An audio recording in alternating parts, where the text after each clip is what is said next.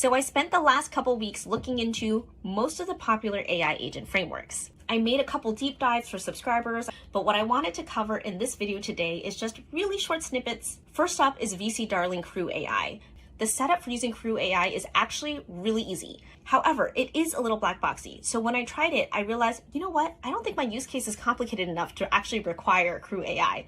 So CrewAI is really better for if you have a use case that really needs a crew of AI agents. If you don't, it might be a little too much for you. Second is AutoGen. This is actually a really powerful framework that is actually pretty similar to CrewAI. The main downside is that I do think AutoGen is a little bit more technical. So if you think about like the barrier to entry, AutoGen is a little bit higher than CrewAI. I then looked into LangGraph. LangGraph is very much focused on building these graphs with nodes and like decision points that you can use LLMs for, and you're like building out these like workflow graphs. So it's a little bit more like for people who think in terms of graphs and workflows. Okay, next up, Llama Index. What I like about Llama Index is it has a lot of tooling around like document retrieval and like managing documents and like connecting data into your workflows.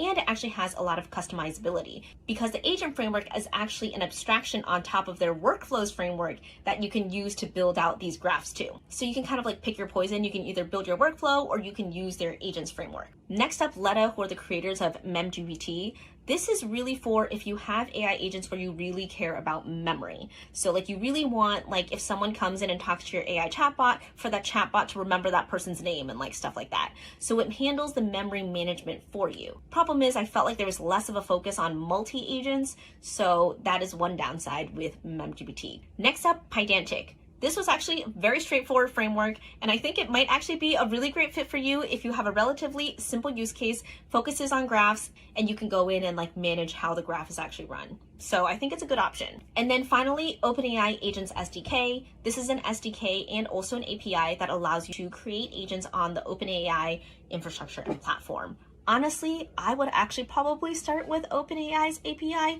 even though you get locked in, because it is just like easier to get started. Let me know what you all think. I think there are no right answers, but if I said anything that you disagreed with or you thought it was wrong, please correct me in the comments.